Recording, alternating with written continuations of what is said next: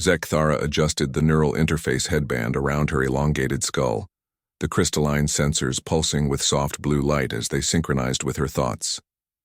The massive data archive of the Galactic Confederation stretched before her like an infinite library, its holographic displays casting dancing shadows across the research chamber. As the newly appointed xenocultural analyst for the Confederation's First Contact Division, she had been tasked with something that made even her experienced colleagues nervous: understanding human warfare.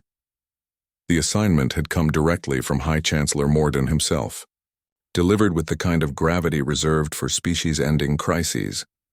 "The humans," he had said, his four eyes blinking in sequence, "they are unlike anything we have encountered. Their military capabilities are concerning. We need to understand how they think about war before we can properly integrate them into the Confederation." Zekthara's own species, the Veltar, had evolved on a peaceful world where conflicts were resolved through ritualistic displays and philosophical debate. The concept of large-scale organized violence was as foreign to her as breathing underwater. Yet here she sat, preparing to dive deep into the most violent species the galaxy had ever seen. She began with what seemed like the most logical starting point: human military history. The holographic display materialized before her, showing a blue-green world called Earth, rotating slowly as data streams flowed around it like digital aurora. The initial statistics were staggering. In their recorded history spanning roughly 5,000 years, humans had been at peace for only about 268 years total. The rest of the time they were engaged in some form of warfare. Her tentacles twitched involuntarily at the numbers. The Veltar had experienced 3 minor conflicts in the past 10,000 years, each lasting no more than a few days and resulting in minimal casualties. Humans, it seemed, had perfected the art of killing their own kind with terrifying efficiency. But as she delved deeper into the data, something unexpected began to emerge. Alongside the accounts of brutal battles and devastating weapons, she found something that made her pause: the Geneva Conventions. Her universal translator struggled with some of the concepts, displaying error messages in her peripheral vision as it encountered ideas that had no equivalent in her language.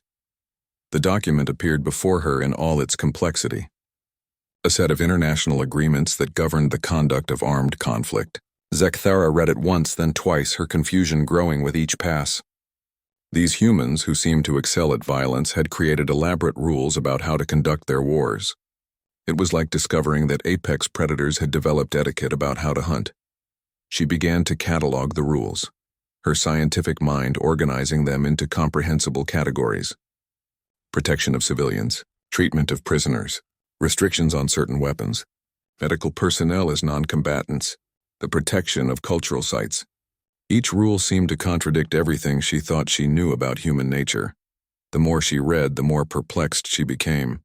Why would a species that had developed weapons capable of destroying entire planets create rules that limited their effectiveness? It made no tactical sense. Her research algorithm suggested that such self-imposed limitations would be evolutionarily disadvantageous. Yet humans had not only created these rules but had largely adhered to them. She accessed historical records of human conflicts, expecting to find evidence that these laws of war were merely propaganda, honored in word but not in deed. Instead, she found something even more puzzling: instances where human militaries had sacrificed tactical advantages to maintain these principles. Soldiers sharing medical supplies with enemy wounded, armies that had bypassed strategic targets because they contained civilian populations, military commanders court-martialed by their own forces for violating the rules of engagement. One particular case study caught her attention: the story of a human medical officer named Clara Barton during something called the American Civil War. Despite the brutal nature of the conflict, Barton had treated wounded soldiers from both sides equally, often putting herself in danger to reach injured enemies. The concept was so alien to Zekthara that she had to run multiple verification protocols to ensure the data was accurate. Her research chamber grew quiet as she pondered these revelations. The other species in the Confederation had their own approaches to conflict resolution. The insectoid hive mind avoided violence through collective consciousness. The energy beings of Luxara simply could not comprehend physical harm. The robotic mechanicus calculated optimal outcomes and submitted to superior logic. But humans seemed to embrace contradiction. As the local star set beyond the research facility's transparent walls, casting long shadows across her workspace, Zekthara began to formulate her first hypothesis. Perhaps these laws of war were not limitations at all, but rather a different kind of strength. Maybe the true measure of human military might was not in their capacity for destruction, but in their ability to restrain that capacity. She opened a new research file, labeled it Preliminary Observations, and began to type her initial notes. The humans were paradoxical. They were simultaneously the most violent and most civilized species she had encountered. They could level cities but chose to protect hospitals. They could poison entire atmospheres but banned chemical weapons. They could eliminate entire populations but instead created refugee protection protocols. Tomorrow she decided she would dig deeper into specific examples. She needed to understand not just what these laws were, but how they worked in practice. How did humans balance their warrior nature with their moral constraints? What happened when these two aspects of their character came into conflict? As she powered down her research interface, Zekthara realized that studying human warfare was going to be far more complex than she had initially anticipated. These creatures were not simply efficient killers or noble peacekeepers. They were something far more dangerous and far more admirable. They were beings who could choose. The soft hum of the facility's environmental systems provided a gentle backdrop as she made her way to her quarters. Tomorrow would bring new revelations, new contradictions, and new questions about the species that had somehow learned to wage war with honor. For the first time since accepting this assignment, Zekthara felt a stirring of something unexpected. Respect. The second day of research brought Zekthara face to face with something that challenged every assumption she held about intelligent behavior: the human concept of war crimes. She materialized a cup of nutrition gel and settled into her analysis chair, the soft bioluminescent panels around her workspace adjusting to optimal learning conditions. Her first case study appeared in the holographic display with stark, uncompromising detail: the Nuremberg trials. She watched in fascination as humans prosecuted their own species for violations of their laws of war. The paradox struck her immediately. These creatures had fought the most devastating conflict in their planetary history, emerged victorious, and then proceeded to put both their enemies and their own people on trial for how they had conducted the war. The concept was so foreign that her neural implants struggled to process it. In every other species she had studied, victory in conflict was absolute. The Kretok consumed their defeated enemies entirely. The Void Hunters enslaved conquered populations. The Zephyrian Empire simply erased opposing cultures from existence. But humans had created courts to judge their own actions and victory. She accessed the trial records, watching as human prosecutors presented evidence against human defendants. The charges were precise: crimes against peace, war crimes, crimes against humanity. Each accusation carried the weight of human law, backed by evidence and testimony. What struck her most was not the existence of these trials, but the fact that humans had created them voluntarily. No external force had compelled them to examine their own conduct. The deeper she delved, the more complex the picture became. She discovered that humans had a phrase for this behavior: holding ourselves accountable. It was a concept that required her universal translator to run multiple interpretation cycles before producing something approximating understanding in her native language. Her research led her to examine specific incidents where humans had reported their own violations. She found records of soldiers who had witnessed illegal acts and reported them to their superiors, knowing it would result in investigations of their own units. She discovered military officers who had court-martialed subordinates for following orders that violated the laws of war, even when those violations might have been tactically advantageous. One case particularly captured her attention: a human military whistleblower named Hugh Thompson Jr., who had intervened to stop a massacre during something called the Vietnam War. Thompson had not only prevented further killings, but had later testified against his own military when investigations began. The personal cost to Thompson had been severe: ostracism from his peers, threats to his life, decades of controversy. Yet he had persisted in his testimony. Zekthara paused her research to consider the implications. Thompson had prioritized abstract principles over personal safety, tribal loyalty, and military hierarchy. He had chosen to uphold laws that existed only because his species had decided they should exist. The circular logic was dizzying. Humans created moral constraints on their own behavior and then sacrificed their own interests to uphold those constraints. She expanded her analysis to examine how these principles functioned across different human cultures and time periods. The results were remarkably consistent. From ancient codes of chivalry to modern military justice systems, humans repeatedly demonstrated the same pattern. They would limit their own effectiveness in combat to maintain their ethical standards. The research revealed another puzzling element. Human military training specifically included instruction in the laws of war. New soldiers were taught not only how to kill efficiently, but also how to kill ethically. They learned to distinguish between combatants and non-combatants, to respect surrender, to treat prisoners humanely, and to protect medical personnel and facilities.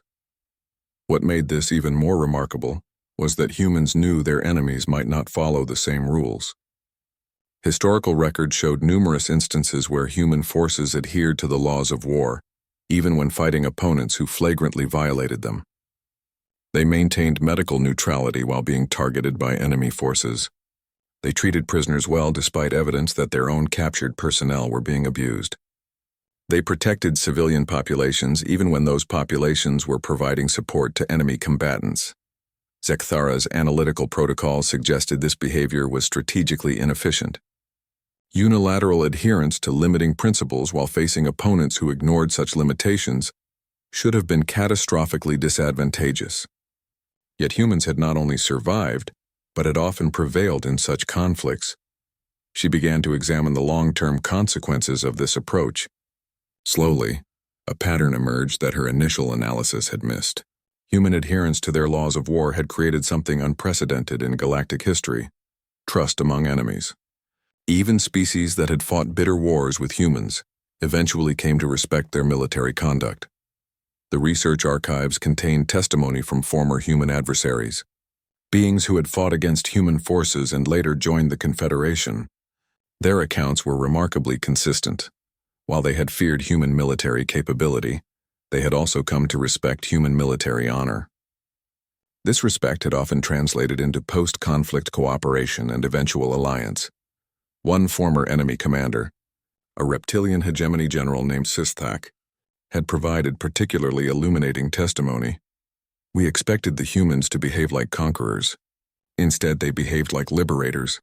Even in our defeat, they treated our wounded, fed our prisoners, and respected our dead. This was not weakness. It was strength of a kind we had never encountered. Zekthara realized she was witnessing something that challenged fundamental assumptions about evolutionary strategy. Humans had developed a form of warfare that was simultaneously effective and morally constrained. They had created a system where victory was measured not only by tactical success, but by ethical compliance. As the day's research session concluded, she found herself grappling with a growing appreciation for human complexity. These beings had taken warfare, the most primal and brutal aspect of competition, and had somehow civilized it without eliminating its effectiveness. They had created rules for activities that, by definition, involved breaking the ultimate rule against killing. Her preliminary conclusion was forming. Human laws of war were not signs of weakness or inefficiency, but rather evidence of a sophisticated understanding of long-term strategic thinking. By constraining their own behavior, humans had gained something more valuable than tactical advantage. They had gained moral authority. Tomorrow, she decided, she would examine how these principles worked in practice during actual combat situations. She needed to understand not just the theory of human military ethics, but how they functioned when tested by the chaos and pressure of real warfare. Zekthara's third day of research began with a decision that would fundamentally change her understanding of human warfare. She would examine battlefield recordings from actual human conflicts. The Confederation's intelligence archives contained thousands of hours of combat footage, communication intercepts, and after-action reports. What she discovered challenged every preconception she held about how rational beings should behave under extreme stress. Her first case study emerged from what humans called the Battle of Fallujah during their Iraq War. She watched through multiple camera angles as human, Soldiers moved through urban terrain, engaging enemy combatants while simultaneously coordinating with medical personnel, protecting civilian evacuees, and maintaining strict rules of engagement even under heavy fire. The complexity was staggering. Human soldiers were required to make split-second decisions that considered not only tactical effectiveness, but also legal compliance and moral implications. They had to distinguish between combatants and non-combatants in chaotic environments, where such distinctions were often unclear. They had to balance force protection with civilian protection, mission accomplishment with ethical compliance. What struck Zekathara most forcefully was a recorded radio exchange between a human commander and his subordinates. Enemy fighters had taken positions in a mosque, using it as a base for attacks on human forces. The tactical solution was obvious: destroy the building and eliminate the threat. Instead, she listened to a lengthy discussion about the rules of engagement regarding religious sites, alternative approaches that might minimize cultural damage, and the importance of distinguishing between the sacred nature of the building and the illegitimate use to which it was being put. The human commander ultimately authorized an assault that was tactically more dangerous for his own forces but preserved the religious structure. Several human soldiers were wounded in the subsequent fighting, casualties that could have been avoided with more destructive tactics. Yet the radio recordings revealed no regret from the command structure, only satisfaction that they had upheld their principles while accomplishing their mission. Zekathara ran probability analyses on this decision.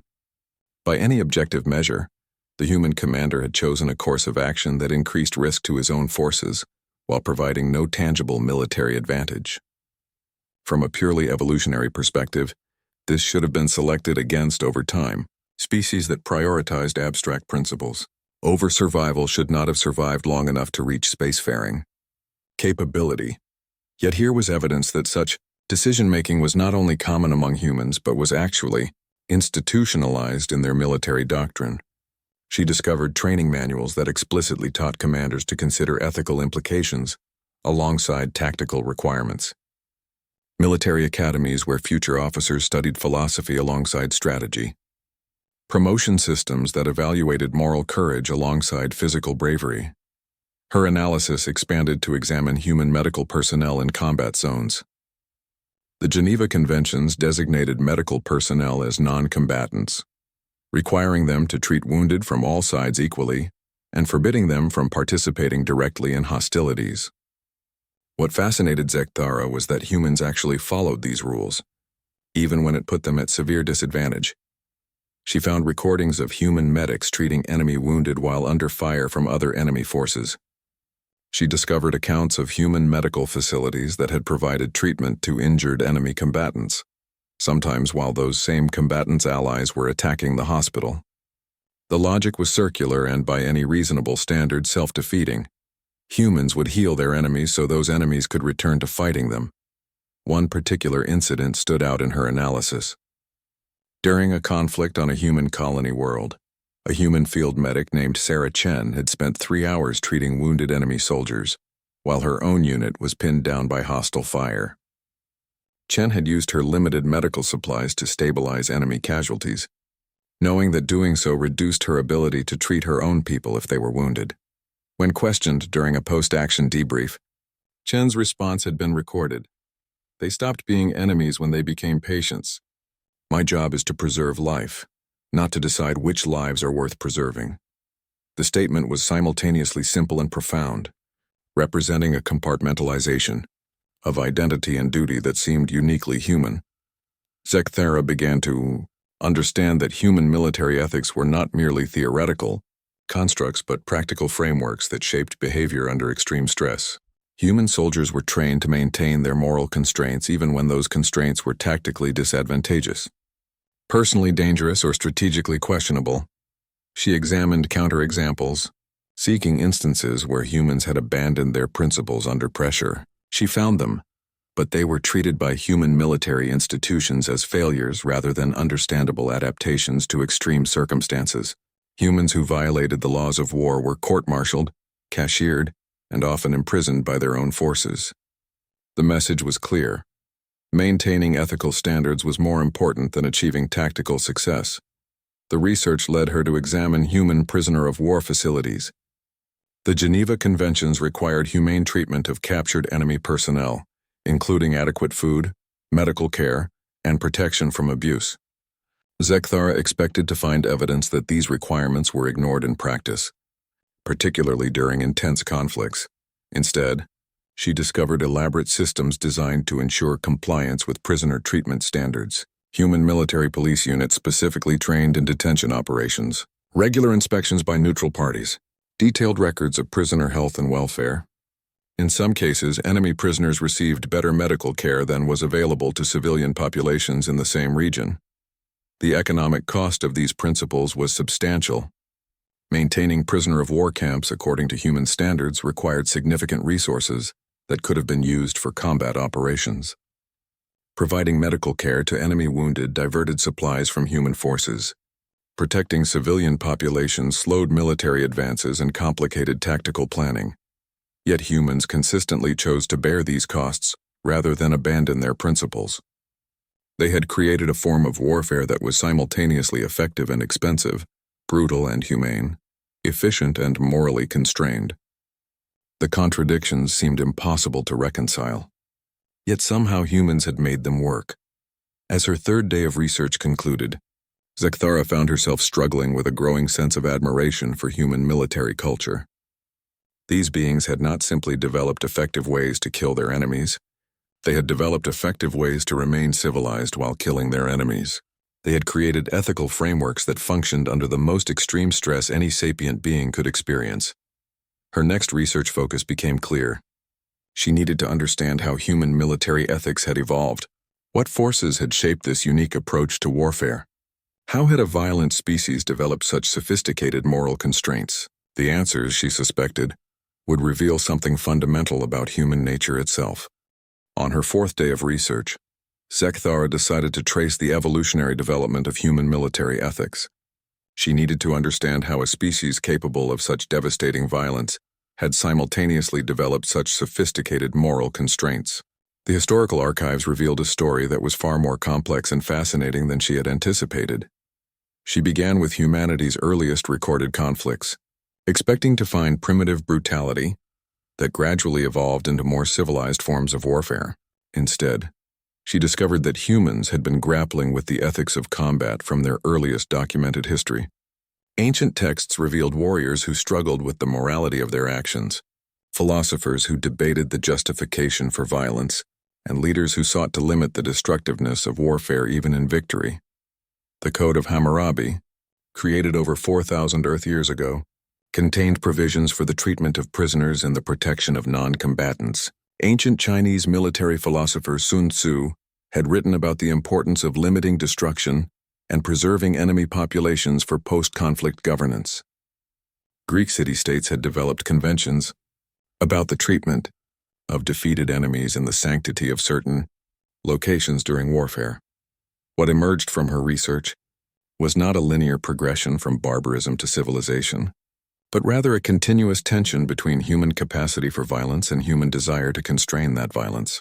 Throughout their history, humans had simultaneously developed more effective ways to kill and more sophisticated ways to limit killing. The medieval period provided particularly illuminating examples. Human knights had operated under codes of chivalry that required them to protect the weak, show mercy to defeated enemies, and conduct themselves honorably even in combat. These codes had often conflicted with tactical efficiency, yet they had persisted across centuries and cultures. Zekthara examined the Battle of Agincourt, where English longbowmen had devastated French cavalry charges. Despite their overwhelming tactical advantage, the English had followed established conventions about the treatment of prisoners and wounded. King Henry V had reportedly executed prisoners only when convinced they posed a continuing threat to his forces, and even then had struggled with the decision according to contemporary accounts. The development of international humanitarian law in the modern era represented something unprecedented in galactic history. Multiple competing human nations agreeing to limit their own military effectiveness for moral reasons. The First Geneva Convention, established in 1864, had emerged from one man's horror at battlefield conditions during the Battle of Solferino. Henry Dunant, a Swiss businessman who had witnessed the battle's aftermath, had been appalled by the suffering of wounded soldiers left without medical care. Rather than simply accepting this as an inevitable cost of warfare, Dunant had campaigned for international agreements to protect battlefield casualties. The resulting Red Cross movement and Geneva Conventions represented human determination to civilize warfare without abandoning their capacity for effective military action. What made this development remarkable was that humans had created these constraints voluntarily. No external force had compelled them to limit their military effectiveness. They had imposed these restrictions on themselves because they believed such restrictions were morally necessary. Thera's analysis revealed that human military ethics had evolved through a process of accumulated moral learning. Each major conflict had generated new insights about the conduct of warfare, leading to more sophisticated ethical frameworks. The American Civil War had produced the Lieber Code, which established detailed rules for the conduct of armies in the field. World War I had led to prohibitions on chemical weapons. World War II had resulted in the modern Geneva Conventions and the concept of crimes against humanity. The pattern was consistent. Humans experienced the horrors of war and responded by creating rules to prevent those horrors from recurring. They learned from their mistakes and institutionalized that learning in international law and military doctrine. She examined how these ethical frameworks were transmitted through human military institutions. Military academies taught courses in military ethics alongside tactics and strategy. Officer training programs included instruction in international humanitarian law. Enlisted personnel received training in the laws of armed conflict as a standard part of their military education. The depth of this ethical integration was remarkable. Human military personnel were expected to understand not just what they could do in combat, but what they should do and what they must not do. They were taught to recognize illegal orders and to refuse to obey them. They were trained to report violations of the laws of war, even when those violations were committed by their own forces. This created a military culture that was simultaneously professional and moral, effective and constrained. Human soldiers were killers who were taught to kill ethically, destroyers who were trained to destroy responsibly, warriors who were educated to war honorably.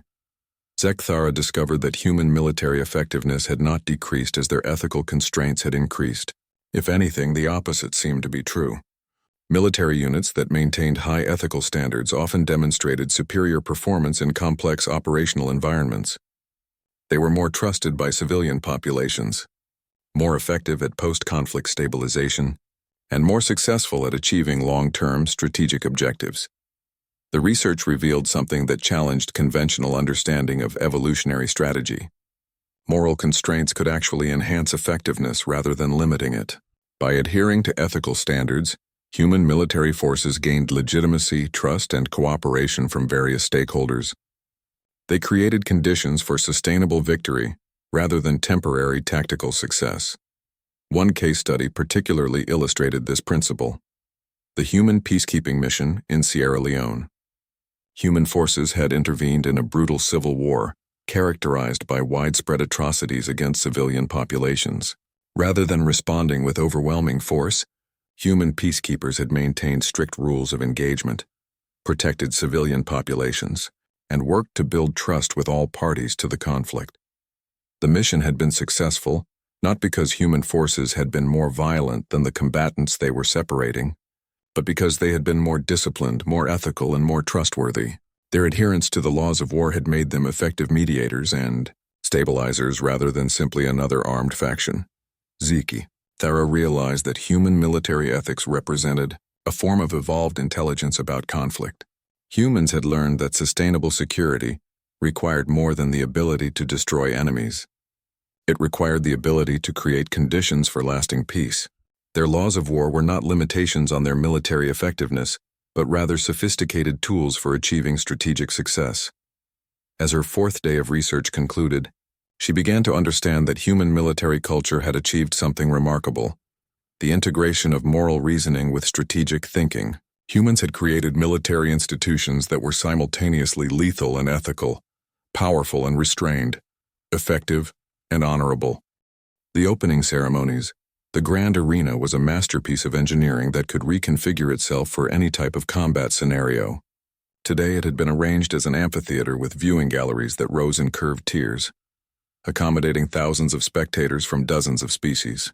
The arena floor itself was a neutral gray surface that could project holographic environments or transform its physical properties as needed. Ambassador Chen sat in the diplomatic section, surrounded by representatives from across the galaxy. The atmosphere was electric with anticipation, though she noticed that most conversations seemed to center around how quickly the human demonstration would end and when the real exhibitions would begin. The Krelthari delegation had claimed an entire section, their chittering voices creating a constant background buzz. The massive Vorthak representatives sat in reinforced seating, their weight requiring special accommodations. The Nisari coiled in the warmer sections of the arena, while the Etherian witnesses observed from energy-shielded platforms that allowed them to exist comfortably in the mixed atmosphere. Competition Master Veltar emerged at the center of the arena, its crystalline form catching the light and casting rainbow patterns across the floor. When it spoke, its voice resonated throughout the massive space with perfect clarity. Welcome, beings of the galaxy, to the grand tournament of warriors. Today, you will witness demonstrations of martial excellence refined across millions of years of evolution and warfare. Each species will present their traditional combat forms, showcasing the fighting wisdom of their ancestors. The crowd's excitement was palpable. This was more than entertainment. It was a display of cultural identity and species pride. For many civilizations, their performance in the tournament would influence their standing in galactic politics for generations. We begin with the Krelthari hive clans, whose ancestors perfected the art of coordinated combat through biochemical warfare and swarm tactics. The arena floor shifted, creating a complex environment of tunnels and elevated platforms. 6 Krelthari warriors entered, their exoskeletons gleaming with natural oils that would make them nearly impossible to grip. They moved with the fluid coordination of a hive mind, each individual perfectly synchronized with the others. The demonstration began with a display of individual combat techniques.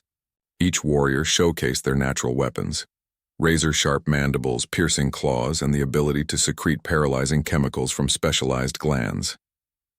Their speed was incredible, their movements too fast for most species to track clearly. Then came the group tactics. The 6 warriors faced holographic opponents designed to simulate various alien threats. Working together, they demonstrated strategies that had evolved over millions of years of hive warfare. They could communicate through pheromone releases, coordinate attacks without visible signals, and adapt their formations instantly to changing threats. The crowd responded with appreciation, various species expressing approval in their traditional ways. The Krelthari were impressive by any standard, their combat forms refined through countless generations of evolutionary pressure. Next, the Vorthak stone clans present the ancient ways of the warrior kings. The arena transformed into a rocky landscape with massive stone pillars and deep crevasses. 3 Vorthak warriors entered, each one a mountain of muscle and natural armor. Their weapons were simple but devastating: warhammers that could crush stone, battle axes with edges sharp enough to cleave through metal. The Vorthak demonstration was a study in raw power. The warriors didn't just fight their holographic opponents, they reshaped the battlefield itself. Stone pillars became weapons, crevasses became traps, and the very ground became part of their arsenal.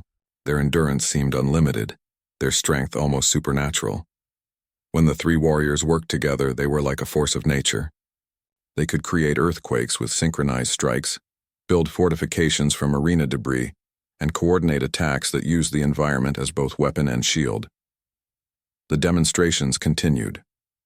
The Nisari showed their serpentine grace and flexibility, their ability to strike from impossible angles and compress their bodies to fit through spaces that seemed too small. The Etherian exhibition was like watching living lightning, beings of pure energy who could appear anywhere on the battlefield, instantly, and whose weapons could change form faster than thought. Each species presented martial arts that had been refined through eons of evolution and warfare. The techniques were beautiful, deadly, and perfectly suited to their creators' natural advantages. Finally, Competition Master Veltar announced, "And now, the newcomers to our tournament. Humanity of Earth presents their traditional combat forms." The arena fell silent, though not from respect. The quiet was expectant, like an audience waiting for an amusing interlude before the serious business resumed. Some aliens in the stands were clearly placing last-minute bets, the odds heavily against the humans, lasting more than a few seconds against any serious opponent. The arena floor shifted to a neutral configuration, a simple flat space with a few scattered obstacles. Nothing fancy, nothing that would give any particular advantage to specific fighting styles. 12 humans entered the arena, walking with calm confidence despite the thousands of alien eyes watching them. They wore simple black uniforms with no visible armor or weapons. Compared to the spectacular displays they'd just witnessed, they looked almost primitive. Ambassador Chen held her breath. Months of preparation had led to this moment. Either humanity would establish itself as a serious contender, or they would become a laughingstock that would affect Earth's diplomatic standing for generations. Kenji Tanaka stepped forward and bowed to the assembled crowd, a gesture of respect that seemed to puzzle many observers. When he spoke, his voice carried clearly through the arena's acoustics. Honored beings, we come to share the wisdom of Earth's shadow warriors. Our traditions teach that the greatest victory is achieved without fighting. But when conflict is unavoidable, the wise warrior uses the opponent's strength against them. Holographic opponents materialized around the human team, a mixed group designed to represent the various alien species they had just watched. The crowd leaned forward, expecting to see how quickly the humans would be overwhelmed. Instead, something unprecedented happened. The humans simply disappeared. Not literally. The arena's sensors could still track them, but they moved in ways that seemed to defy perception. Kenji flowed around a charging Krelthari-type opponent like water around a stone, striking pressure points that disabled the hologram without apparent effort. Maria bounced off walls and obstacles in patterns that made her seem to be in multiple places simultaneously. The Norwegian berserker candidate didn't vanish. Instead, he seemed to multiply. His movements created afterimages and false targets that confused both opponents and observers. The Tibetan monk showed impossible body control, bending and twisting in ways that made attacks pass harmlessly through spaces where he had been moments before. But it was the coordination that truly stunned the audience. The 12 humans moved like parts of a single organism. But unlike the hive mind tactics of the Krelthari, each individual remained completely autonomous. They flowed around each other and their opponents in patterns that seemed random, but were clearly anything but. Within minutes, every holographic opponent had been neutralized. The humans hadn't used brute force or overwhelming speed. They had used precision, timing, and techniques that the alien observers couldn't categorize. The arena was completely silent. Competition Master Veltar's crystalline form chimed uncertainly. In thousands of years of tournament history, it had never witnessed anything quite like what it had just seen. Remarkable, the ancient being finally announced. Humanity presents unique interpretations of traditional warfare. Kenji bowed again. We thank the honored competition master for this opportunity. Our ancestors taught us that every opponent is also a teacher. We look forward to learning from the galaxy's finest warriors. As the human team left the arena, the silence gradually gave way to confused murmuring. Aliens who had been confidently betting against the humans were suddenly reconsidering their positions. Veterans of previous tournaments were trying to analyze what they had just witnessed, but the techniques fell outside their experience. In the diplomatic section, Ambassador Chen allowed herself a small smile. The first phase was complete. Humanity had announced that they were not what the galaxy expected. Now came the real test. Actual combat against opponents who could adapt and think. Sekthara's 6th day of research brought her to what she considered the ultimate test of human military ethics, their conduct in space-based conflicts. As humanity had expanded beyond their homeworld, they had carried their laws of war with them, adapting terrestrial ethical frameworks to the unique challenges of interstellar combat. The transition to space warfare had presented humans with entirely new moral and practical dilemmas. Space battles could affect entire star systems, weapons could destroy planets, and civilian populations might be trapped on space stations with no possibility of evacuation. Traditional concepts like proportionality and discrimination between combatants and non-combatants required fundamental reconceptualization. Her first case study examined the human conflict with the Terran colonial rebellion, a civil war that had spread across multiple star systems. What immediately struck her was that humans had extended their Geneva Conventions to space-based operations, creating new protocols for orbital bombardment, space station sieges, and the treatment of civilians on airless worlds.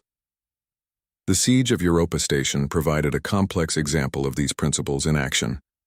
Rebel forces had seized the massive orbital facility, taking thousands of civilian residents as involuntary shields. The human fleet could have destroyed the station with a single bombardment, eliminating the rebel threat instantly. Instead, they had conducted a months-long siege, providing humanitarian supplies to the civilian population while negotiating with the rebels and planning a complex boarding operation.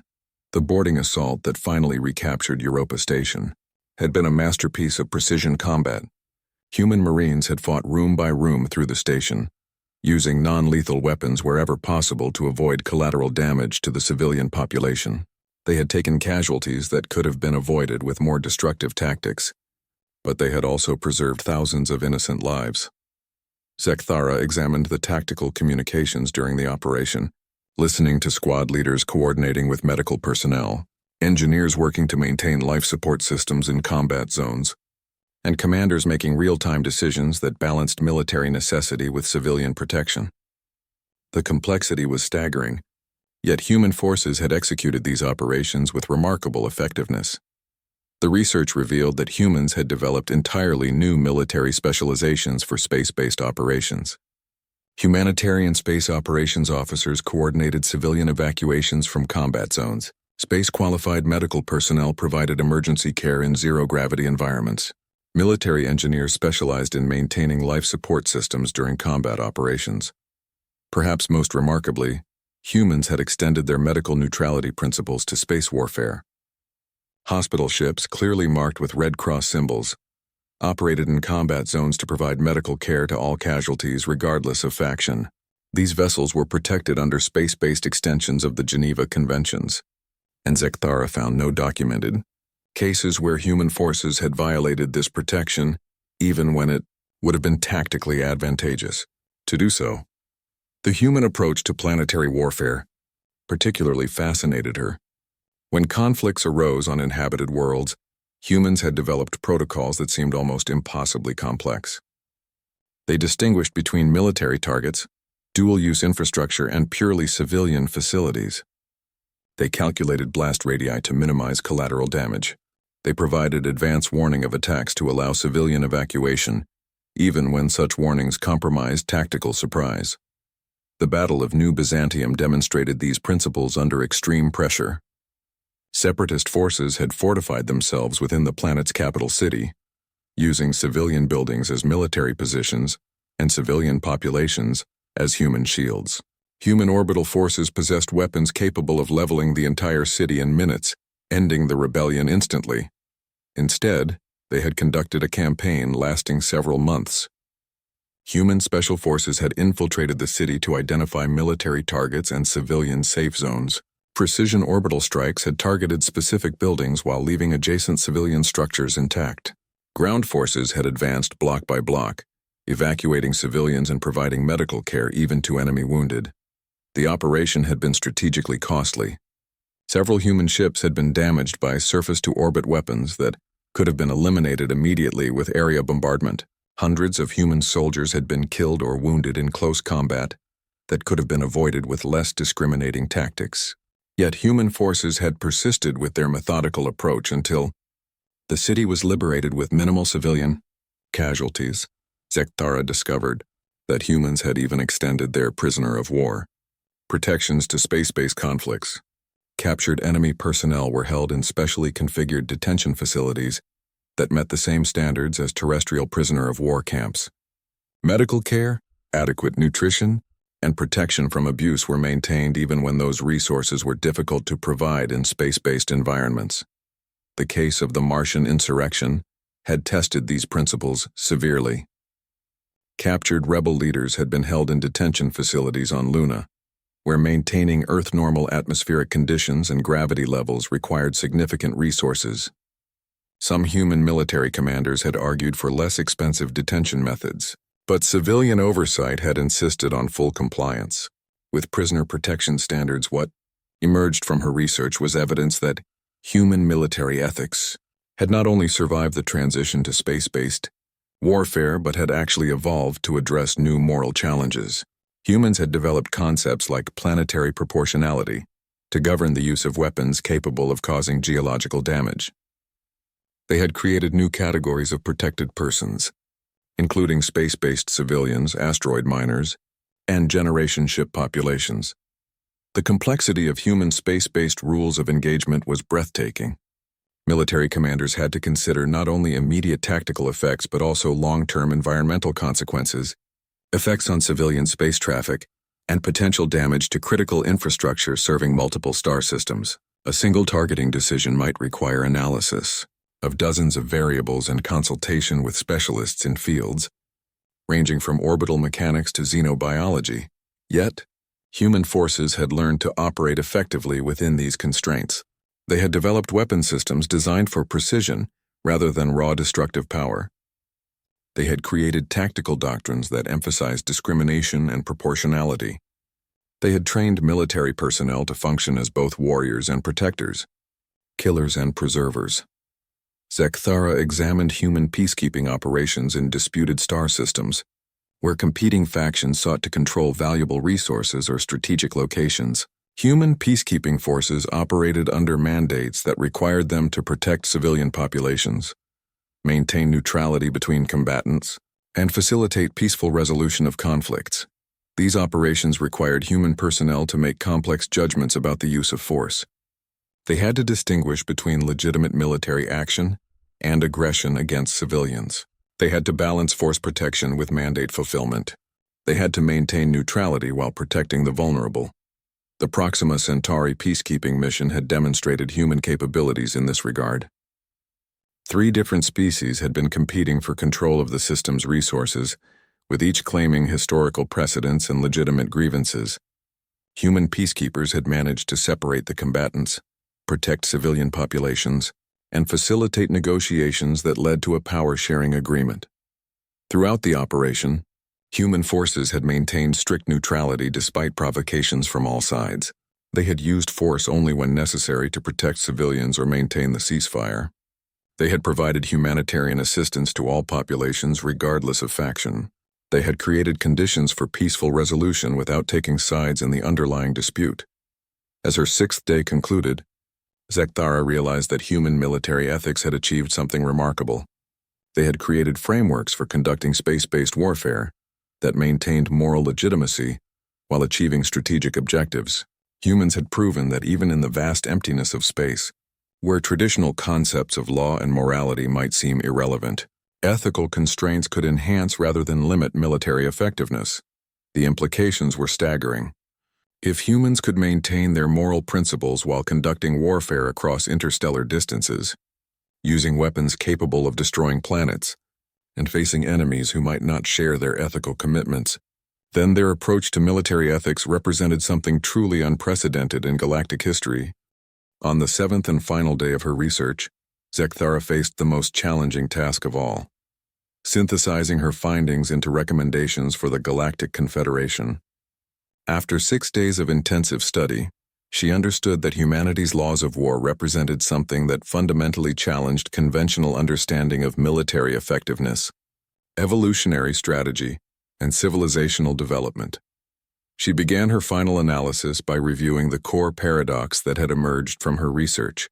Humans were simultaneously the most violent and most morally constrained military force the galaxy had ever encountered.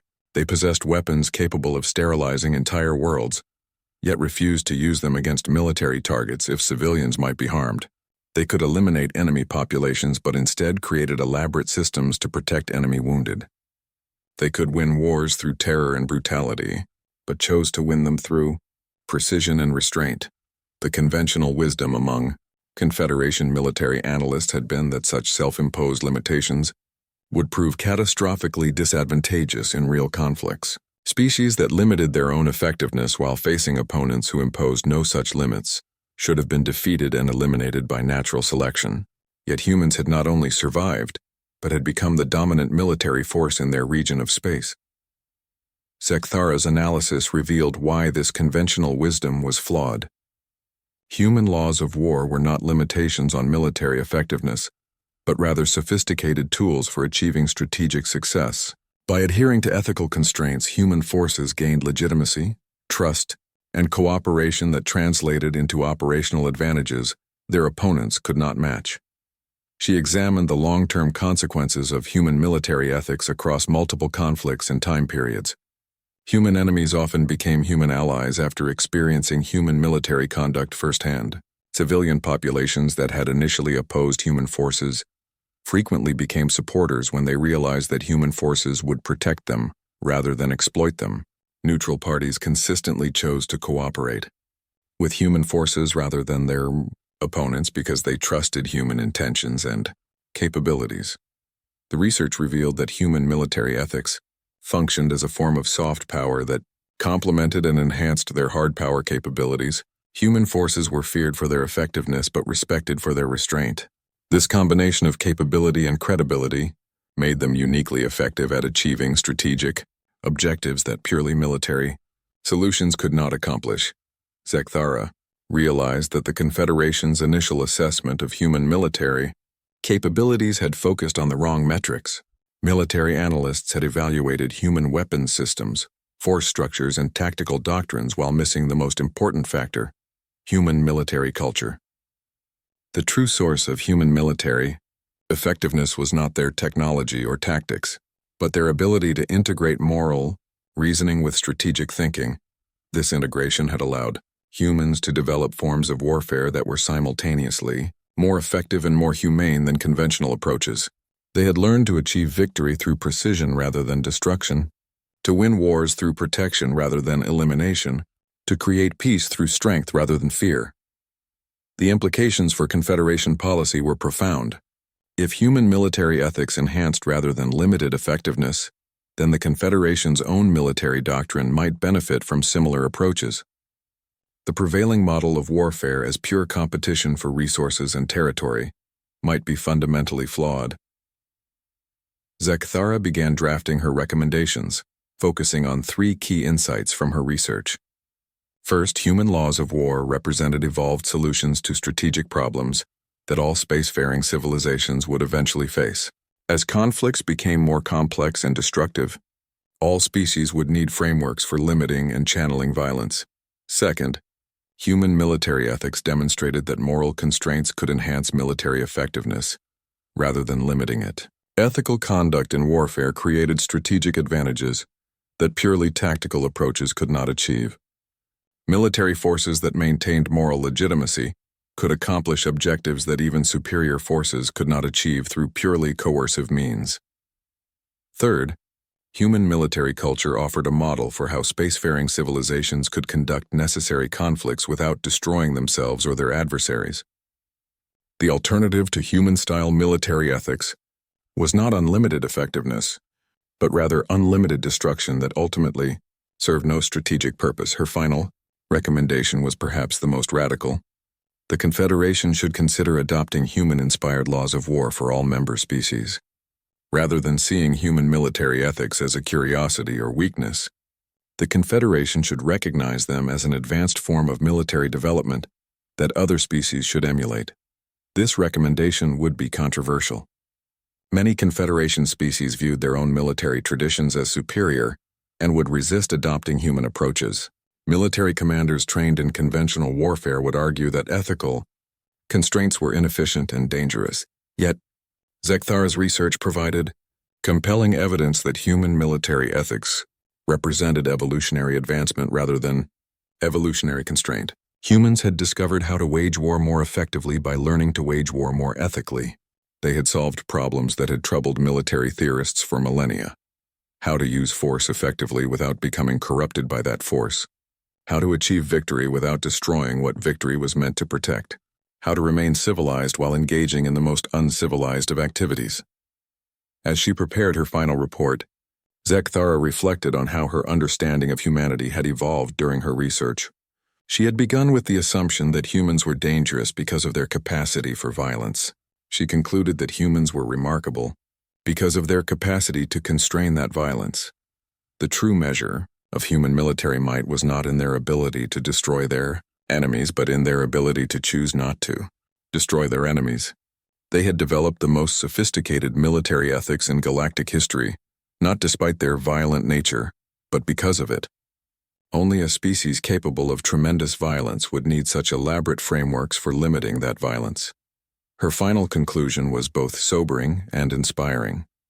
Humans represented what all intelligent species might become if they could learn to balance power with responsibility, capability with restraint, strength with morality. They had shown that it was possible to be both effective warriors and ethical beings, to maintain civilization even while engaging in warfare. The Galactic Confederation faced a choice. They could continue to view human military ethics as an interesting anomaly, or they could recognize them as an evolutionary advancement that offered solutions to problems all spacefaring civilizations would eventually face. They could maintain their conventional approaches to warfare, or they could learn from a species that had somehow managed to civilize the most uncivilized of activities. Zeki. Thara submitted her report with a recommendation that would echo through Confederation policy debates for decades to come. The galaxy would be safer and more prosperous if all species learned to fight like humans, not because humans were the most violent species in the galaxy, but because they were the most ethical warriors the galaxy had ever seen. Her research had revealed that humanity's greatest weapon was not their technology or tactics, but their character. In learning to wage war honorably, humans had discovered how to wage war effectively. In constraining their own power, they had found ways to exercise that power more successfully than any purely destructive approach could achieve. The future of galactic civilization might well depend on whether other species could learn the most important lesson humanity had to teach. True strength lay not in the ability to destroy, but in the wisdom to restrain that ability in service of higher purposes.